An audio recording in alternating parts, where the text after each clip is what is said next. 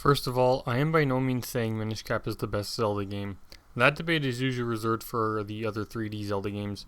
What I am trying to say though is that after replaying the game for probably the 5th time, I've come to realize that it's the ideal Zelda game for anyone looking to jump into the series. Simple controls and story, laid back puzzle solving, collectibles for the casual and hardcore gamer, and of course a fantastic musical score that has always been standard for the Zelda franchise. I read a comment somewhere on a Minish Cap video, and that's what sparked this video. Hopefully after watching this, you'll go download MGBA and give Minish Cap a try yourself. Story and characters. The story is simple but effective. It starts with Link and Zelda visiting the Pickery Festival in Hyrule Town.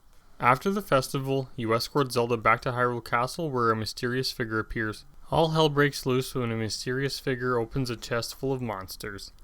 Zelda is subsequently turned to stone, and shortly after, Link is dispatched to restore the sacred blade that kept the monsters locked away. This opening works because it's a short tutorial on combat and also gives the player motivation for their quest. Link also has subtle character growth in that he starts out sleeping, our most physically inactive state, and by the end of the game, Link has become quite powerful. This creates a nice contrast between Link in the beginning and Link in the end. The Minish Cap is also full of quirky side characters that stand out in their own way.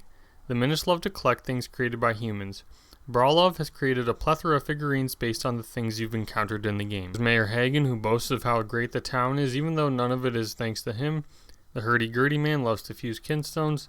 There's the hermit up in Mount Krenel. And there's of course that lovable, shameless weirdo named Tingle and all of his brothers. Eslo is arguably the most interesting character. He has the best character arc in the game. He initially refers to you as a child in the beginning, but by the end of the game, calls you a little hero, demonstrating his subtle growth. He's also upset at himself because he is a proud Minish whose ignorance caused Devati to take the Minish Cap, his own creation, and use it for his own ends.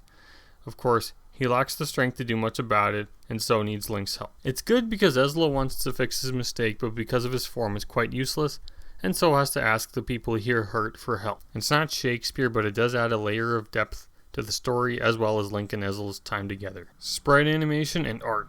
One thing that blew me away upon replaying the game is how expressive the characters are. The sprite animation is so well done, it's like Capcom used 3D models. Link is extremely animated with each of his items. Some of my favorite animations are Link pulling his shield out from the side to in front of him. If you use a bottle, Link has a nice little scooping animation. The Gust Jar expands and compresses to give it a sense that it's forcing the air out. The Minish have their head on a swivel as they watch you move.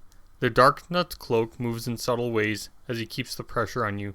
I could go on, but you get my point. The game also took inspiration from Wind Waker's cel-shaded style, and the whole world is just popping with color. The deep blues and dark grays make the Temple of Droplets feel extra cold. The grays and purples of the Royal Valley makes it feel, well, royal and also dead. Every location in the game stands out thanks to the color palette it chose, as well as the musical score. Dungeons and bosses. Dungeons probably won't have you scratching your head trying to solve puzzles if you pay attention, and that is just fine. The items you get from each dungeon are unique as well, and each item does have dual purposes. You initially use the Gust Jar to suck up spiderwebs on a wall. Upon returning to another part of the dungeon, you get a minor twist on that idea by having the web be on the ground this time. Upon falling through the hole you created and finding a lily pad, you have to use the other function of the Gust Jar, blowing air out, to push you around. The cane in the Fire Temple can be used to get to high places. It can also flip over objects. The lantern provides light and can also be used to light things on fire. Bombs and arrows are used for puzzle solving and also fighting enemies. Bosses are also amazingly well animated. They are the ultimate test of skill with the item you received. Nothing in this game is difficult, and that is just fine. Music. Every area aside from the locations around Castletown have unique music, and it gives you an immediate sense of the atmosphere.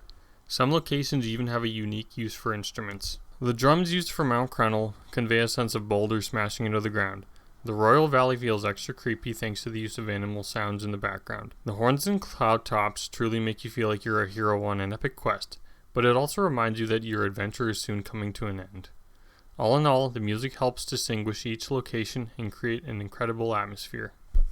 Minish Cap might not boast of an epic story like Twilight Princess or a huge open world like Breath of the Wild, but what it does have, it gets a lot of mileage out of. Hopefully I've given you enough reasons to try the Minish Cap, and hopefully email Nintendo asking for a remake or at least a re-release on the Nintendo Switch. Thanks for watching.